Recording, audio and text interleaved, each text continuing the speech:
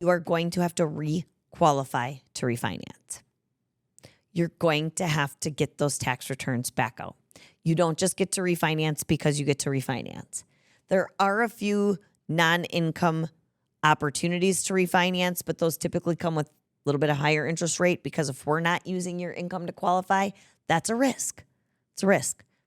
So make sure that you are setting yourself up to win when you buy and later on. Because again, in order to refinance, you have to requalify your debt to income ratio to do so. Have a new credit bureau pulled. You're going to have to show your income. You're going to have to show your debts, and you're going to have to prove that you can afford the house to refinance. I know deep down that might sound crazy to all of you, but that's the rule. That's the rule, that you have to show your income in order to qualify and refinance. The other thing I've heard people say, and I highly suggest you do not do this, just my suggestion.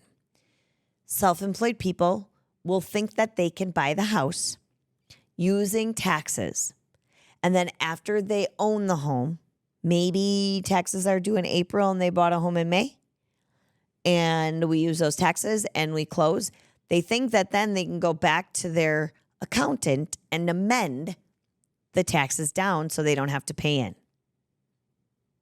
You guys, that's fraudulent. I would not recommend doing that. If you get caught doing that, you're going to be in big trouble. So do not think, well, I'll use these taxes and then I'll have them amended and then I don't have to pay anything and I got the house and now I didn't pay taxes. You guys just think about that out loud. I don't need to tell you what it sounds like, and what it sounds like is legit. So be very careful. This happened once in my career. One time in my career, I had a gentleman give me a set of taxes that I used to qualify. What we found out in doing the fraud report is that the taxes that he actually sent to the government were not the same taxes that he gave me. He sent the government taxes showing a loss, gave me taxes showing a win. Again, I'm looking at this camera right now. I'm speaking to you through this microphone. What do you think that did for him? I couldn't even stop it. I didn't turn him in. I didn't do anything. The government uses all of their entities in order to make sure that everything's legit. They're watching taxes. They're watching incomes. They're watching money laundering. They're watching the deposits. We are also watching overly like month after month, if we get your bank statements and we consistently see the same debt coming out, but it's not showing up on your credit report, guess who's asking for that debt, and guess who has to add it to your debt to income ratio even though it's not in your credit report? Me.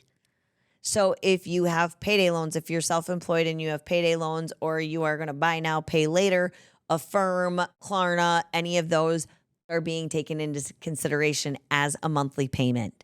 So beware of that. So if you're self-employed and you're using some of those things in order to get you through, listen, no judgment. You believe in you, and that's all you had to do to start. However you had to get there. Don't think that every self-employed person hasn't robbed Peter to pay Paul at one point in their life, because they have. Everyone starts somewhere, right? But if we see it and we know it, we're going to have to disclose it. So keep all of those things in mind. They're scrutinized. They really, really are, because again, it goes back to the fact that we are not trying to divert you from buying a home, but we want you to be fair with taxes, fair with your income, fair with the money you have, so that you can afford this house, so that you can go into it, because we don't want it back. We don't want you to foreclose. We want you to pay and live there and eventually own it free and clear. I want that nothing more for every homeowner that's out there right now.